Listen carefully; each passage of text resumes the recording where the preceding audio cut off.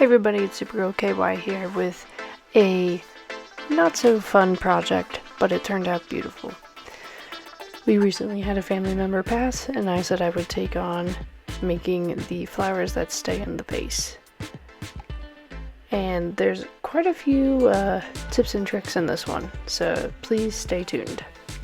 What you're going to need in this is flowers of your choosing. I always suggest getting more than you think, and you can always return them. Some greenery, 2 styrofoam cones, hot glue, and table runner. You'll see what I'm talking about in the link up above.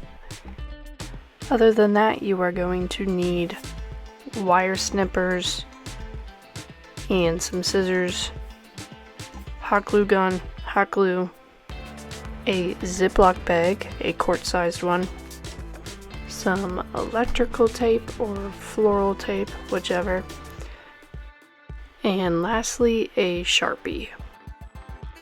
So you're going to take your flowers and kind of get an idea of which flowers you like and go through them. I used roses and white roses and red roses, and I used some, I believe that's hyacinth, I think, and some fern leaves, because those were actually in the funeral arrangement, the real flower one. And you're going to want to get an idea so that way you don't cut up all of the flowers off the get-go, so that way you can return the ones you don't want. So like I said, you're going to want a Ziploc. You're going to cut it on all the sides, so you'll be left with the front and the back of it.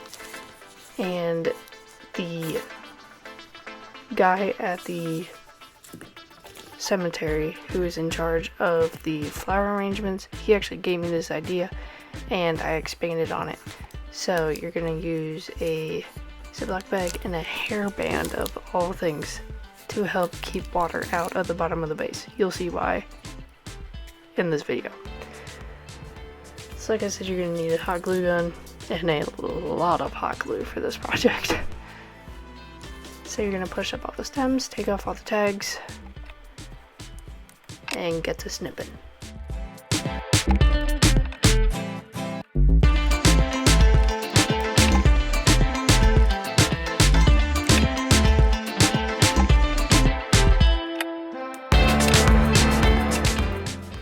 Once you're done snipping all of the flowers you know you want to use, you're going to take them all and you're just going to kind of get an idea.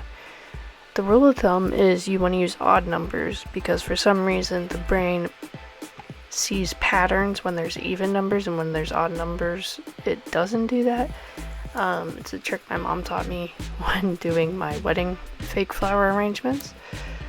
So then you're just going to want to kind of go in. You don't want the same kind of flower right next to each other. You want it to be spaced out and have a variety. Same old, same old. So you just want to keep organizing until you get an idea of what you want.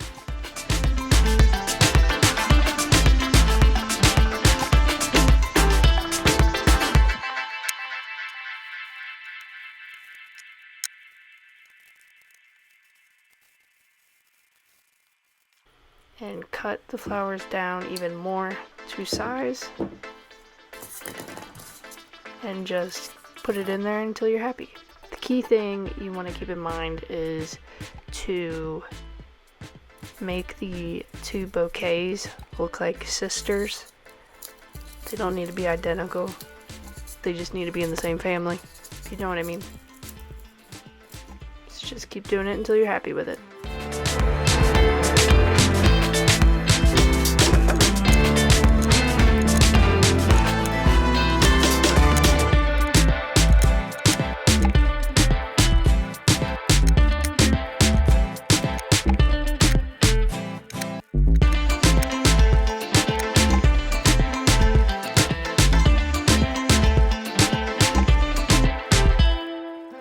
So as you are cutting your flowers and you plan on using the ferns, keep the wire part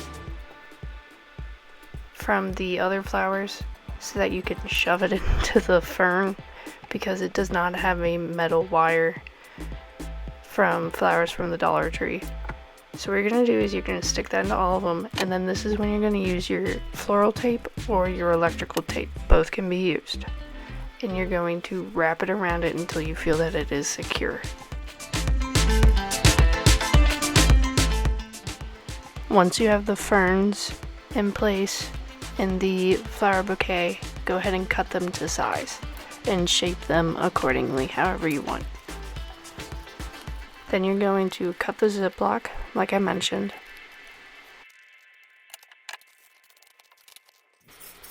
Then take your styrofoam, place it down, take your Sharpie, like I said, and just draw a little circle around the bottom. This way you can make sure you are keeping the middle of the ziplock dead on in the middle of the styrofoam cone. Here's where you start taking out the flowers.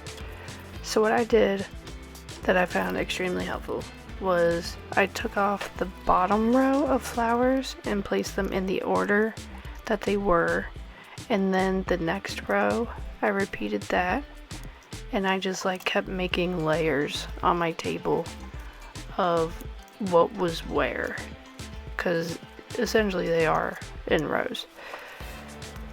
Once you do that, you're going to put the ziplock down on the top of the styrofoam cone, and starting from the middle of the flower bouquet, you're going to start piercing the hot tip of the hot glue gun through the plastic into the styrofoam and filling that hole with hot glue, and then lining the flower with hot glue, and then putting the flower in the hole that you just hot glued. Then you're going to repeat this for all of the flowers on that half of the bouquet, and rinse and repeat on the other side. And this is what they should look like when they're done. Again, they should be sisters, not twins. You want to make sure the heights of the flowers that you put in are the same height on both, otherwise it'll look a little wonky. But so you're going to take those ribbons that I said were in the top link, and you are going to fold those ribbons the shape you want, bend that wire up top to make it nice and rigid, and you're going to keep twisting it. I think I folded it over again twice, and you're going to do the same thing that you did with the flowers, with piercing it with a hot glue gun, filling it with hot glue, then putting hot glue on the metal on the ribbon as well, and then poking it in. One thing I found super helpful was actually taking the one of the wire pieces from one of the flowers and using that to puncture a hole in for the ribbons. I found that incredibly helpful.